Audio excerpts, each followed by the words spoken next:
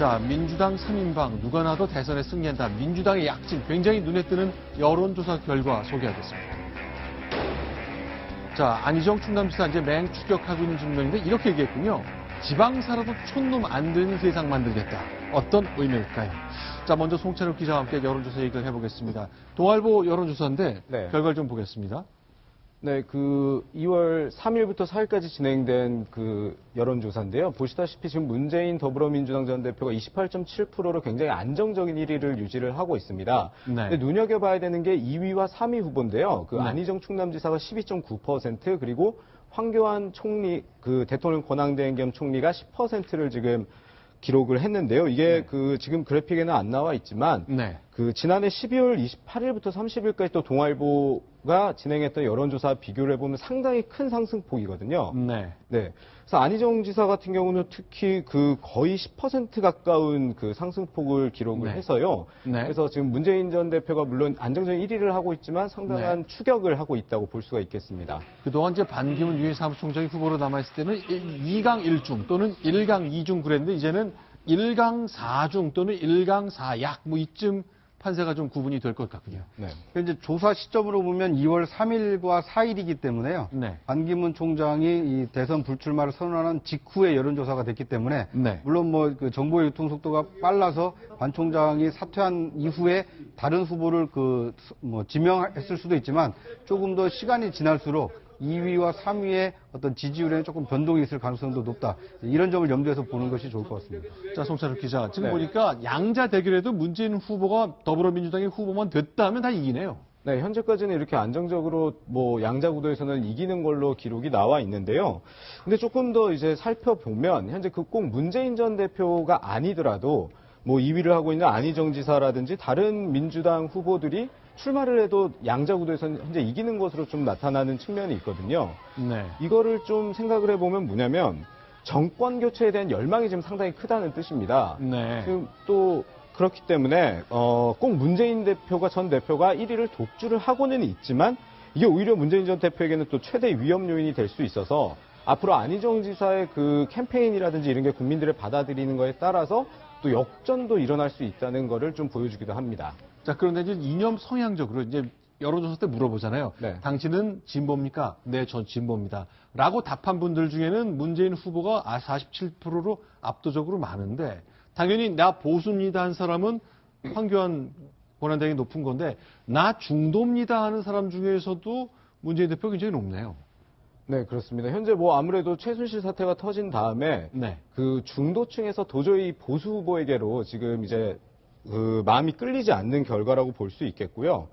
현재 황교안 총리 보다시피 중도에서 5%밖에 지금 안 나오고 보수로 쏠려 있는 상황이고, 네. 다만 안희정 지사 같은 경우 또 보면 여러 진보 중도 보수층이 좀 골고루 이렇게 지지율을 기록하고 있는 점이 약간 또 주목을 끄는 부분이기도 합니다. 그렇죠. 안희정 지사는 15, 14, 10에서 대체로 그냥 이념 성향 구분 없이 골고루 지지가 나온다는 걸 볼 수 있습니다. 근데 이제 문재인 전 대표 가장 앞서고 독주하고 있고 대세로를 굳혀가는 분위기이긴 한데 오늘 노량진을 방문해서 청년들한테 얘기를 했습니다. 노량진은 이제 공무원 되고 싶어서 공시라고 부르는 공무원 시험 준비하는 분들이 많이 계신 곳이죠. 들어보겠습니다. 다시 국가정책을 뒤집어서 또 사법시험으로 되돌아가자 이렇게 하기는 저는 어려운 입장이죠. 행정고시나 외무고시는 잘 모르겠어요. 그렇잖아요. 경찰도 어떤 분들은 밑에 순경을 시작하는데 어떤 분들은 경찰대학 졸업하고는 곧바로 간부가 되고 이런 것이 좋은지 잘 모르겠습니다. 그래서 그런 부분에 대해서는 조금 하여튼간 여러 가지 좀 근본적인 검토들이 좀 있어야겠다는 생각이고요. 자, 양지열 변호사께서 이제 신문 기자 하시다가 사법시험 붙고 변호사가 되신 거잖아요. 문재인 대표 얘기를 들어보면 어떻습니까? 근데 저 부분은 이제 과연 로스쿨과 사법시험 출신들 네. 사이에 아직까지도 갈등도 많이 있고요. 또 얼마 전에 헌법재판소에서 그와 관련한 결정도 하나 나오기도 했었는데 아마 그런 말씀을 하신 것 같습니다. 법적 일원화 정책이라는 게 굉장히 어렵지만 현재 계속해서 국가정책으로 일관되게 있는 부분인데 당장 그거를 뒤바꾸기는 내 힘으로 뒤바꾸기는 어렵다라는 건데 어쨌든 사법시험 출신들로서는 또 서운한 말씀을 하신 것이 될 수도 있고 로스쿨 출신들로서는 또 그거를 지원하는 말씀을 들릴 수도 있는데요. 네. 너무 편가르기로 해석하고 싶지는 않네요. 네. 뭐 경찰대 그 출신 얘기를 했었는데요. 네. 어떤 경찰은 순경에서 시작을 하는데 어떤 경찰은 경찰대 출신으로 바로 간부가 된다. 근본적인 검토가 있어야겠다라고 생각을 한다. 이렇게 얘기를 하지 않았습니까? 네. 그러니까 문재인 전 대표가 만약에 대통령이 되면 이 경찰대를 없애거나 네. 아니면 경찰 간부를 뽑는 제도를 바꿀 가능성이 있어 보이는데요. 네. 그런데 지금 사법고시에 대해서 저렇게 미온적으로 얘기한 이유가 있습니다. 아. 왜냐하면 로스쿨을 도입한 것이 노무현 참여정부였고요. 네. 그 참여정부 때 민정수석과 비서실장을 하면서 이 사법개혁추진위원회라는 것을 어떤 옵서버 자격으로 참석해서 사법고시를 폐지하는데 일조를 한 사람이 문재인 전 대표입니다. 네. 그러다 보니까 사법고시를 준비했다가 사법고시 제도가 폐지돼서 더 이상 시험을 못 보는 사람들이 경남 양산에 있는 문재인 전 대표 집 앞에 가서 단식 농성도 하고 사법고시를 부활해달라고 호소를 했거든요. 네. 근데 이제 그런 호소를 자기 손으로 이 로스쿨을 도입해서 그 사법 일원화 정책을 만들었는데 이제 와서 사법고시를 부활할 수는 없으니까 지금 저렇게 얘기를 하는 것 같고요. 그래서 사법고시를 없앴듯이 경찰대학도 혹시 없애려고 하는 거 아니냐 이런 얘기, 이런 뉘앙스가 좀 느껴지는 발언이었습니다. 근데 이제 그런 느낌이 좀 있을 것 같아요. 아니, 나도 똑같은 경찰로 일하는데 나는 경찰대학 안 나왔기 때문에 맨 밑에 순경부터 시작하고 누구는 요새 경찰대학교 들어가기 굉장히 어렵잖아요. 고등학교 때 공부를 좀 잘했다는 이유로 경찰대학 졸업생들은 간부부터 시작하고 근데 이제 이런 거 좀 그런 논리로 접근을 하면은요. 그러면 육군사관학교, 해군사관학교, 공군사관학교도 다 없애야 되는 거 아닙니까? 그런데 그 군인도 사관학교가 있지만 이 간부로 네. 그 뽑을 수 있는 그 학군단이라든지 ROTC라든지 새로운 제도를 통해서 보완을 하고 있고 마찬가지로 경찰도 경찰 대학 출신들도 있지만 경찰 간부 후보생을 여전히 뽑고 있거든요. 네. 그러니까 있는 제도가 문제가 많아서 없애는 것이 능사인지 아니면 그 제도의 장점을 또는 단점을 보완하기 위해서 새로운 제도를 도입하는 것이 좋은 것인지 이것에 대해서 이제 그 정책적 판단이 필요한데 문 전 대표의 경우에는 지금 도드라져 있는 문제를 해결하는 쪽으로 좀 방점을 찍어서 얘기를 하고 있다 이런 느낌을 주고 있습니다. 근데 이제 뭐 특정 학교를 얘기해서 좀 그렇습니다만 뭐 세무사 관련해서 특정 대학교 출신들이 다 이제 이 업계를 좀 주도하고 있고 경찰 분야에서도 경찰대학교 출신들이 다 주도하고 있기 때문에 특정 학교가 너무 자기끼리 도와주고 뭐 이런 문화에 대해서는 좀 지적이 있긴 있었잖아요. 뭐 그런 것과 좀 맞물려서 포괄적으로 하고 있는 문제의식이 아닌가 싶기도 한데 과연 글쎄요. 일단 대세론을 만드신 분이니까 당선된다면 그 후에는 어떨지 많은 분들이 이제 짐작을 좀 하고 있습니다. 문재인 전 대표가 2012년에 내세웠던 대선 슬로건 중에 하나가요. 기회 균등이었습니다. 네. 기회는 균등할 것입니다. 공평할 것입니다. 누구에게나 기회는 주어질 것입니다라는 것을 얘기를 하고 대선을 치렀고 또 이번 대선에서도 역시 마찬가지 주장을 하고 있는데요. 그런 관점에서 보면 어떤 간부로 직행할 수 있는 어떤 제도를 그대로 두는 것이 또는 그대로 특혜성 그런 임용 네. 제도를 두는 것이 올바르냐 이거에 대한 문제 제기를 네. 스스로 가지고 있다라는 것을 좀 드러낸 이 발언이 아닌가 싶습니다. 자, 지금 보시는 장면은 지난주 토요일 날 경희대학교에서 있었던 행사인가요? 그 장면 같습니다. 자, 그러면요, 이제 2위권을 형성하면서 이제 약간 상승세가 더 강해진 안희정 충남지사 얘기를 해보겠습니다. 충남도에서 젊은이들을 만났습니다. 대체로 충청남도의 젊은이들로 예상되는데 촌놈 얘기를 좀 꺼냈습니다. 촌놈 되지 말자. 왜냐? 서울만 바라보지 말자는 얘기거든요. 들어보겠습니다. 우선 600년 이래로 한양에 살지 않으면 촌놈 되는 이 나라의 역사를 바꾸는 일입니다.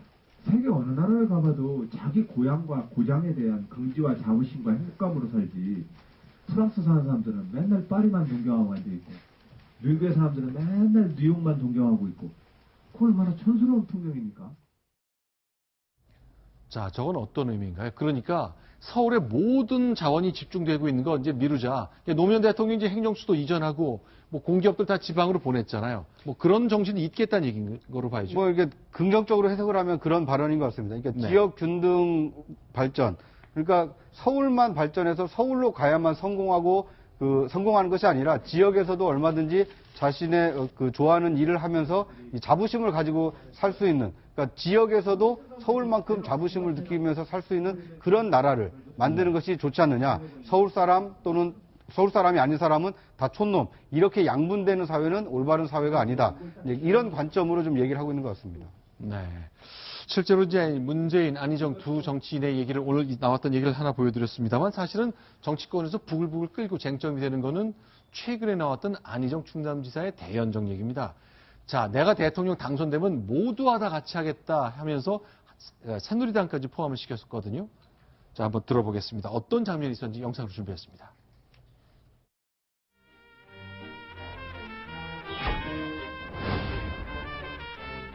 대연정이 본인의 소신이라면 끝까지 밀고 가십시오. 그리고 그에 따른 비판과 국민의 반발을 감수하셔야 합니다. 여서야대 국면에서 어느 당이 정권을 잡아도 연정은 불가피하다. 이분이 부터 진영 논리를 넘어서서 이제는 대화와 타협의 정치를 열어야 된다고 주장했고 방법으로 이제 대연정을 꺼낸 것 같은데 대한민국 정치에서는 익숙한 게 아니죠. 결선 투표제라는 좋은 제도를 두고 밀실에서 부정치다운 그러한 것으로는 바람직하지 않다.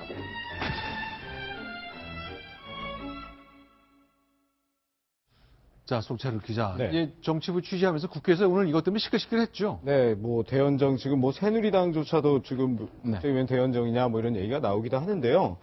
뭐 아무래도 지금 뭐 안희정 지사는 계속 외연 확장을 좀 강조를 하다 보니까 지금 대연정을 얘기하면서 뭐 보수 진영과도 이렇게 같이 할 수 있다는 의견을 보이는 것 같습니다.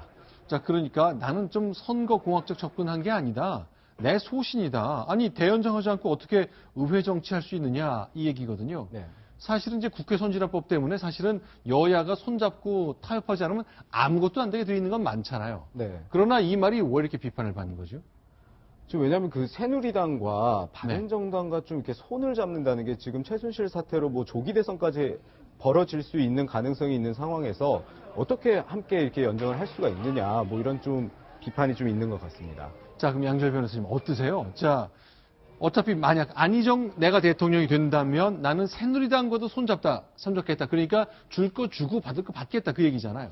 근데 그 시점이 좀 문제인 것 같습니다. 그러니까 네. 그 지금 말씀하신 것처럼 지금의 시점은 탄핵 정국이 아직까지 유지가 되고 있는 거고 네. 지금 청와대에 대한 비판 때문에 아직까지는 저것을 말씀을 꺼낼 시기가 아니었는데 너무 일찍 꺼내신 게 아닌가 싶습니다만은 본인은 말씀하신 것처럼 외연 확장이 가장 큰 거고 현실적인 얘기지만 지금 정국에서는 크게 도움이 되지 않는 말씀을 하신 것 같습니다. 그러니까 더불어민주당 지지층이 들을 때는 이게 말이 되느냐 생각할 법하고 중간 지대에 있는 사람은 뭐 좀 풀릴 수 있겠구나 싶은 생각이 들 것도 같고 그러네요. 구장차장 어떻습니까? 네. 저는 조금 긍정적으로 이렇게 뭐 해석할 여지가 좀 있다고 보는데요. 네. 그러니까 경선을 통과했을 때 가장 유의미한 카드가 이 대연정 카드가 될 수가 있습니다. 네. 왜냐하면 확실하게 정권 교체를 할 수 있는 외연 확장을 할 수 있는 카드거든요.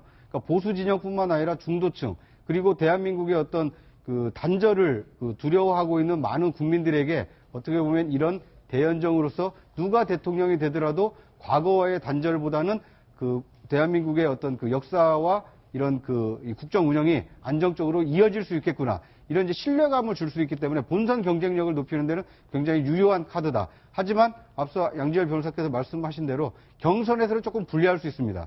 그런데 지지율이 만약에 받쳐주고 실제로 외연 확장이 대연정 카드로 안희정 지사의 지지율이 더 높아진다라면 오히려 경선에도 좀 플러스가 될 요소가 있다. 이렇게 보여집니다.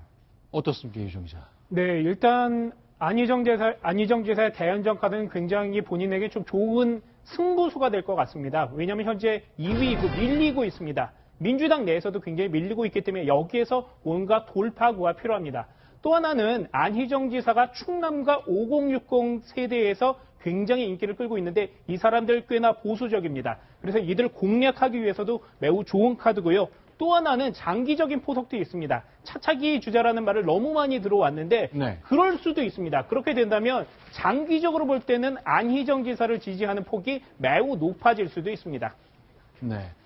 송 기자 어떻습니까? 물론 뭐 방금 말씀 많이 하신 것처럼 경선에서는 좀 진보 진영 지지자가 많은 더불어민주당에서는 불리할 수가 있습니다. 그런데 네. 이 배경을 생각하면 충남 도의회 같은 경우가 새누리당이 좀 많고 민주당이 적은 구조에서 7년 동안 도정을 했던 점을 강조하는 거기 때문에 네. 나중에 본선에서는 또 안정적이라는 거를 좀 내세울 수 있고요. 그리고 문재인 전 대표를 이 논쟁에 이렇게 끌어들였다는 것 자체만 해도 인지도 상승의 효과가 있을 것으로 보입니다.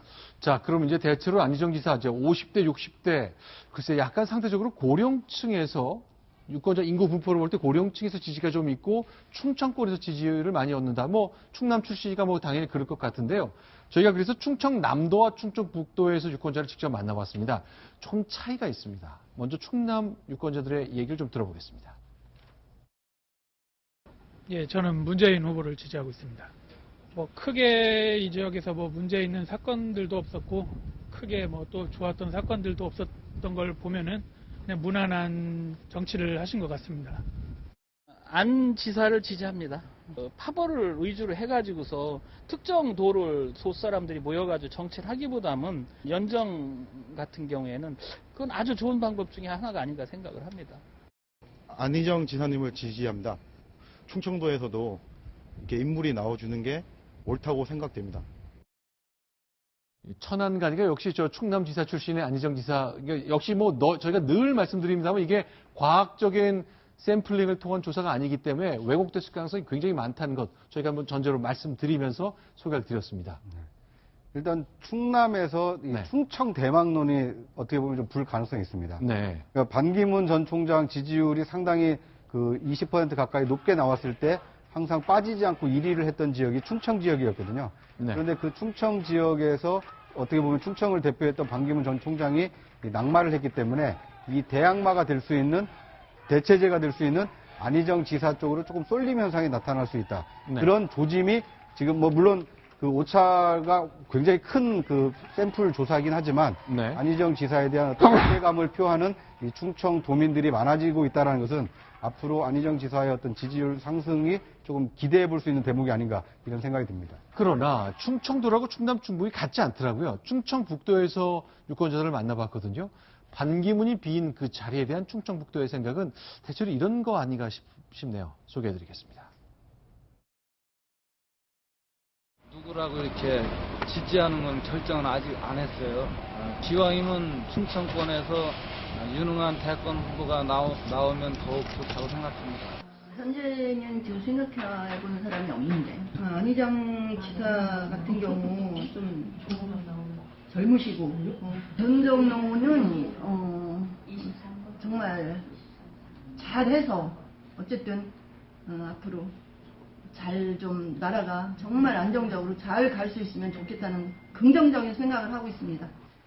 아직은 특별히 정한 인물은 없고 충북하고 충남은 약간 그 성향이라든가 지역색이 있어서 정치에 대한 것도 좀 다르다고 생각합니다. 원래요. 이제 그동안 이제 저희 따져보니까 박정희 대통령 이후로 여야를 뭐 넘나들면서 대체로 이제 영남 분들이 대통령을 많이 했었거든요. 그래서 그런지 영남 호남에서는 우리 호남 사람이 꼭 대통령이 됐으면 좋겠습니다. 우리 영남 사람이 꼭 됐으면 좋겠습니다. 얘기하면 뭐 저렇게까지 얘기해 싶은 느낌이 있는데 충남 분이 저렇게 얘기하는 걸 잘 못 들어봐서 그런지 별 어색함은 좀 덜한 것 같네요. 네. 그러니까 그 대한민국에 있는 남북 대결이 두 가지가 있다는 거 아닙니까? 네. 그러니까 북측과 그 대한민국과의 남북 대결이 큰 거라면 이 소지역주의로는 이 충남 충북, 네. 전남 정북, 경북 경남 네. 이런 게 그 같은 영남 호남 충청으로 묶여 있지만 거기에도 약간의 소지역주의가 좀 있는 거거든요. 네. 그런 측면에서 보면 충남과 이게 충북의 그 민심은 조금 다를 수가 있습니다. 네. 어떻게 보면 충북 지역의 경우에는 같은 충북 출신인 반 전 총장에 대한 기대가 굉장히 컸을 텐데 지금 그 낙마 이후에 좀 상실감이 있을 가능성이 크고요. 그에 네. 비해서 반 전 총장 위세에 눌려있던 충남 지역에서는 이 같은 충남 출신인 안희정 지사가 좀 상승하는 것을 좀 더 이 기대감을 가지고 지켜볼 가능성이 좀 있다. 이렇게. 근데 제가 좀 궁금한 게 송채록 기자, 네. 기억하십니까? 유승민 원내대표가 2년 전에 네네. 박근혜 대통령한테 정면으로 이제 승부를 거는 듯한 발언을 했었잖아요. 네네. 그때 유승민 당시 원내대표의 지지율이 한 15%까지 올라갔었거든요. 예, 예. 그건 야당 지지자들이 좀 손을 들어줬던 거 아닙니까? 그렇죠. 그때는 그 이제 박근혜 대통령에 대해서 부정적인 지지자들이 많이 그 지지를 표명을 하면서 그런 지지율이 나왔었고 실제로는 지금은 또 좀 지지율 유승민 네. 의원 같은 경우는 많이 떨어진 것처럼 네. 좀 그 새누리당 지지층이 아니었죠. 네. 그 안희정 지사 같은 경우도 지금 뭐 이렇게 지지율이 오르긴 했지만 네. 이게 향후에 뭐 지금 물론 그 구도 자체가 네. 여권 후보들이 굉장히 굉장히 지지부진한 상황에서 이게 대선 때까지 유지가 될지는 모르겠지만 안희정 지사도 이 점은 좀 유념해야 될 부분이라고 생각합니다. 그러니까 12%를 얻지만 이 중에 아까 보니까 반반씩 3분의 1씩 얻었거든요. 네. 한 4%는 진보가 손을 들어줬고 4%는 중도가 손을 들어줬고 4%는 보수가 손을 들어줬단 말이죠. 예. 그렇다는 거는 결국 그 이제 여권에서 좀 강력한 후보가 만약에 등장을 할 경우에는 네. 그 지지율이 또 빠질 수 있다는 뜻이기도 합니다. 자, 어쨌건 안희정 신드롬이라 부를 만큼 이제 빠르게 약진하는 것, 특히 이제 한 달 사이 많이 늘었기 때문에 주목을 받고 있습니다. 이재명 시장은 좀 답답한 측면이 있겠어요. 네, 일단 촛불로 뜬 후보다 보니까 네. 지금 이제 광장에 나온 촛불이 좀 사그라들지 않았습니까? 네. 그러다 보니까 이제 자연스럽게 같이 좀 퇴조를 하고 있는 그 모양새고요. 반 전 총장이 낙마한 이후에는 이 충청 대망론을 등에 업은 안희정 지사가 조금 이렇게 약진을 하고 있는 모습이 도드라져 보입니다. 네, 이제 손가락 혁명군이라고 부르잖아요. 줄여서 손가혁 그러는데, 그러니까 이재명 시장을 인터넷으로 돕겠다 그렇게 얘기하고 있거든요. 그러나 좀 궁금한 것은 이제 더불어민주당의 경선 룰 때문이잖아요. 그동안은 당내에 있는 당원들을 좀 더 존중하고 바깥에 있는 일반 시민들의 비중을 좀 떨어뜨렸는데 똑같으니까 혹시 더불어민주당 경선 때 나는 보수 정치인이기 때문에, 저 보수적 유권자이기 때문에 안희정을 돕겠다. 난 본선선 새누리당 찍을 거지만 이렇게 나올 가능성도 있나요? 그건 이제 뭐 역선택 가능성이라고 하는데요. 네. 그럴 가능성은 굉장히 낮습니다. 아, 낮다. 네, 왜냐하면 네. 상대당 후보를 결정하기, 우리 당 후보에게 유리하기 위해서 상대당의 선거인단으로 등록해서 투표까지 한다?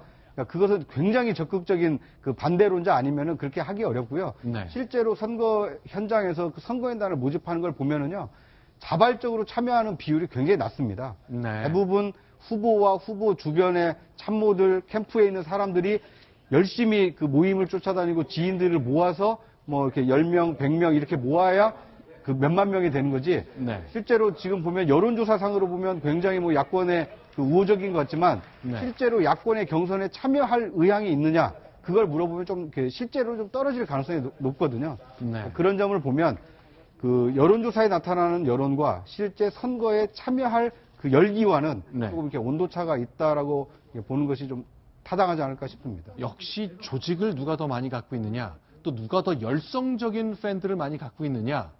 자, 노크하면서 꼭 이번에 투표하라고 손잡고 끌고 나갈 사람을 누가 더 많이 갖고 있냐. 결국 그 대결이 될 거란 얘기를 들립니다. 그렇습니다. 그러니까 이제 그러다 보니까 지금 문재인 전 대표의 지지율이 높고 또 문재인 전 대표가 그 대세론 비슷하게 형성돼 있다라는 여론이 많은 이유가 그렇습니다. 왜냐하면 더불어민주당 내에 있는 세력 분포를 보면 네. 국회의원들이 그러니까 대통령 후보자를 어떤 뭐 총사령관이라고 본다라면 네. 국회의원들은 그 장수급 정도가 되는 거거든요. 네. 그런데 이런 자기의 어떤 그 이 승리를 위해서 함께 뛰어줄 장수가 많은 후보가 현재로서는 문재인 전 대표입니다. 왜냐하면 총선을 진두지휘했고 총선 전에는 당 대표를 지냈거든요. 네. 그러다 보니까 당내에 자신과 가까운 사람들이 국회의원 또는 지역위원장을 많이 맡고 있기 때문에 어떤 조직 동원력에 있어서는 문재인 전 대표가 앞서 있다라는 평가가 타당해 보입니다. 저희가 이제 동아일보 정치부의 야당 팀한테 좀 질문을 드린 다음에 이 표를 만들어 봤거든요. 완전한 친문 20명이 넘는다고 얘기하네요. 예, 완전한 친문이 20명이 넘고요. 범친문으로 구분되는 사람이 70여 명 이 정도로 보입니다. 90명 정도가 되고 안희정 지사는 10명 정도밖에 안 됩니다. 네. 그런데 우리가 볼 때 또 굉장히 중요한 것이 원외 지역 위원장입니다. 네. 그들이 사실 조직을 관리하는데 문재인 후보가 굉장히 유리한 점이 있습니다. 민주당의 경우는 늘 영남권에서 약했기 때문에 이쪽에서 당원들을 누가 장악하느냐 이것이 당내 경선에서 매우 유리했거든요. 네. 그런데 이것을 문재인 대표가 꽉 쥐고 있기 때문에 사실상 민주당에서는 굉장히 유리한 입지에 도달해 있다고 볼 수 있겠습니다. 네. 그러니까 그 이유정 기자 말씀대로 실제로 당내 의원이든 원외든 안팎으로 문재인 전 대표가 유리한 것은 분명한 사실인데요. 그런데 경선에는 항상 이변이 있어 왔습니다. 네. 그러니까 대표적인 것이 2002년에 있었던 노무현 후보의 광주 경선의 기적이라고 하는 건데요. 네. 이제 노풍의 진원지가 이렇게 광주가 되지 않았습니까? 그러니까 당시만 하더라도 동교동계의 지원을 받고 있는 이인재 후보가 앞서 나갈 것이다. 이런 예상이 압도적으로 높았는데 실제 선거인단 투표를 뚜껑을 열어보니까 광주에서 뒤집어진 거거든요. 네. 그러니까 동교동계가 가장 그 장악을 많이 하고 있다라고 봤던 광주 지역에서 의외의 결과가 나오다 보니까 다른 지역에서도 아 우리가 그러면 참여하면 경선 결과를 바꿀 수 있는 건가 이런 인식이 생기면서 이 전국적으로 노무현 바람이 불었었는데요. 그러니까 지금 현재로서 보면 문재인 전 대표가 상당히 앞서 있는 것은 분명한 사실이지만 앞으로 이 안희정 지사의 어떤 지지율 상승세가 좀 이어지고 뭐 비슷하다 그랬을 때 본선 경쟁력이 누가 더 높은가 이런 의문이 들게 되면 이제 경선에서 조금 이변 가능성이 이제 조금씩 생긴 게 아닌가 이렇게 볼 수 있을 것 같습니다.